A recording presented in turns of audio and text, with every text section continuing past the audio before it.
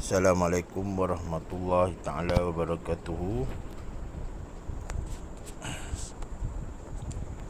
Pada hari ini saya akan membentangkan slide proposal berkenaan dengan tesis saya.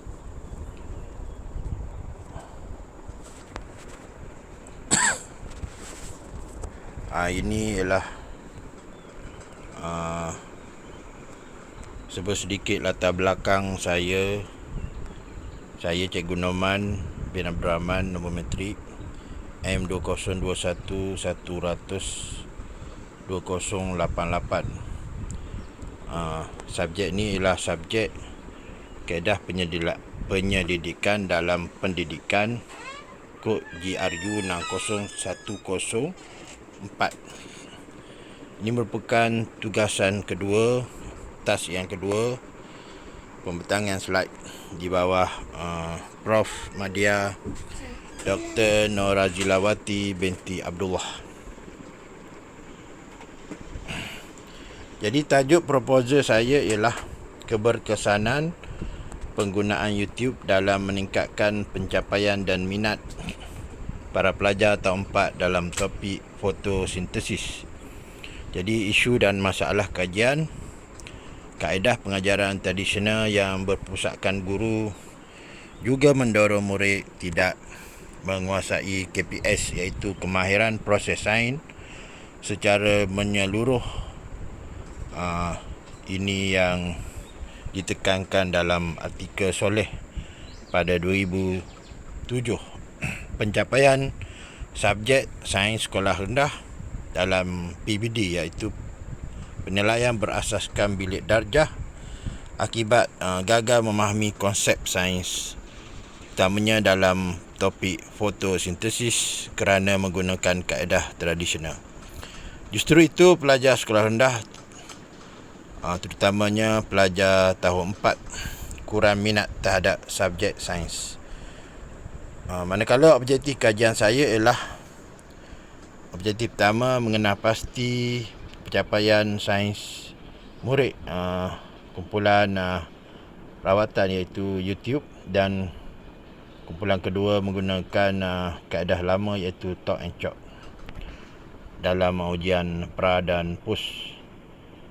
Yang keduanya ialah mengenal pasti perbezaan pencapaian pelajar dalam subjek sains dalam ujian pra dan ujian pus bagi kumpulan rawatan yang menggunakan YouTube, dan kumpulan kawalan menggunakan kaedah konservatif. Soalan kajian: adakah pencapaian sains murid kumpulan rawatan YouTube dan kumpulan kawalan menggunakan chalk and talk dalam ujian pra dan pus? Yang kedua, adakah terdapat perbezaan pencapaian sains pelajar dalam ujian pra dan ujian pos bagi kumpulan rawatan dan kumpulan kawalan? Hipotesis dalam kajian ini ialah HO1 tidak terdapat perbezaan signifikan, yakni ketara bagi subjek sains murid dalam ujian pra dan ujian pos bagi kumpulan rawatan YouTube dan kumpulan kawalan kaedah konvensional menggunakan chalk and talk. HO2, hipotesis yang kedua, tidak terdapat perbezaan yang ketara atau signifikan dari segi peningkatan pencapaian dan minat murid antara kumpulan rawatan dan kumpulan kawalan. Kita pergi kepada literature review, tinjauan literature. David Rees 2007 dalam kajian video base multimedia design mendapat pembinaan video sebagai bahan medium. Bahan media pengajaran berkeupayaan mengawal tumpuan dan perhatian pelajar.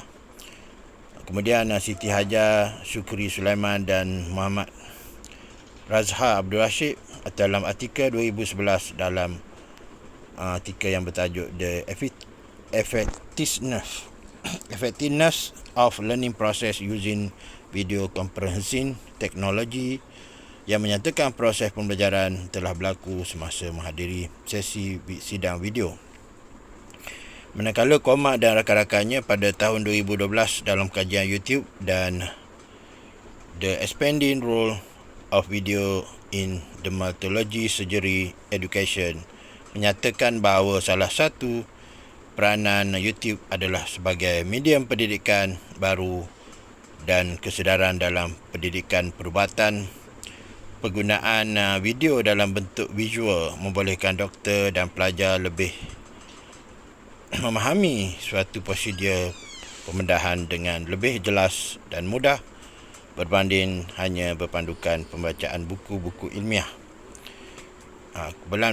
Kemudian beralih kepada reka bentuk kajian berbentuk kuasi eksperimen dipilih dalam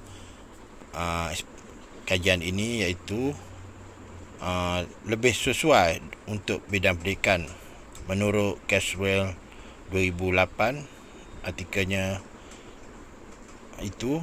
Kemudian responden terdiri pada 60 orang pelajar tahun 4 di kelas yang setara di SK LKTP Keraton 1 Bandar Tun Razak Pahang. Seramai 30 orang dalam setiap kelas, iaitu kelas 4 Syafi'i dipilih mengikuti kaedah penggunaan aplikasi YouTube. Manakala kelas sebelah iaitu kelas Pak Ambali juga murid seramai 30 orang menggunakan kaedah biasa iaitu chalk and talk. Ini merupakan kerangka konseptual pengajaran sains kepada murid tahun 4 ya. Ujian kumpulan kawalan dan ujian rawatan. Ujian kawalan menggunakan chalk and talk dan kumpulan rawatan menggunakan kaedah YouTube. Sebelum kaedah YouTube itu kita menggunakan constructivism, iaitu pengetahuan sedia ada murid, ujian pasca dan soal selidik. Kemudian barulah kita boleh mengetahui pencapaian, khususnya boleh mengetahui minat murid tersebut.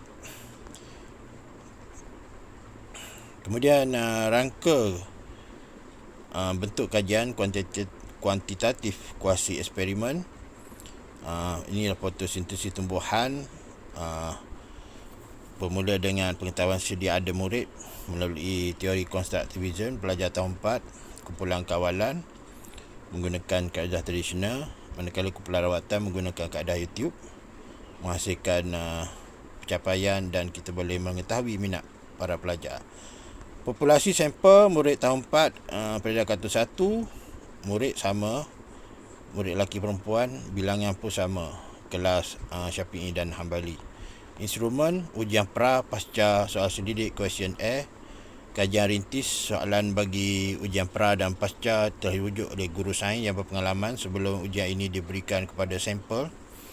Kemudian instrumen soal selidik akan diberikan kepada 20 orang murid yang tidak terlibat sebagai sampel kajian bagi menguji keesahan instrumen tersebut. Kajian ini dijalankan menggunakan Alpha Chrome Batch bagi melihat keesahan instrumen ini. Inilah prosedur bagaimana pengumpulan data sesi PDP-ART selama 6 kali menggunakan kaedah tradisional dan YouTube. Kemudian ada ujian pasca dan soal selidik. Kemudian saya menggunakan skala Likert. Skala Likert skor 1 hingga 5, iaitu kategori sangat setuju, tidak pasti, setuju dan sangat setuju. Kemudian bagaimana untuk menganalisis data pencapaian murid pasca dianalisis secara peratus. Data yang diperolehi akan dianalisis menggunakan perisian statistik pakej sosial sains. Item yang akan dianalisis ialah pencapaian ujian pra, pencapaian ujian pasca dan juga dapatan hasil soal selidik. Hasil dapatan ini akan berikan data sebenar berkaitan dengan perbezaan pencapaian murid yang terlibat dengan penayangan YouTube berkaitan dengan tajuk yang saya pilih, iaitu fotosintesis ketika PMP, pengajaran pembelajaran sains berpandai murid yang diajar mengenai kaedah tradisional. Itu saja presentation slide saya pada hari ini. Saya ucapkan wabillahi taufiq wal hidayah. Assalamualaikum warahmatullahi taala wabarakatuh, dan salam sejahtera kepada kawan-kawan yang non-Muslim.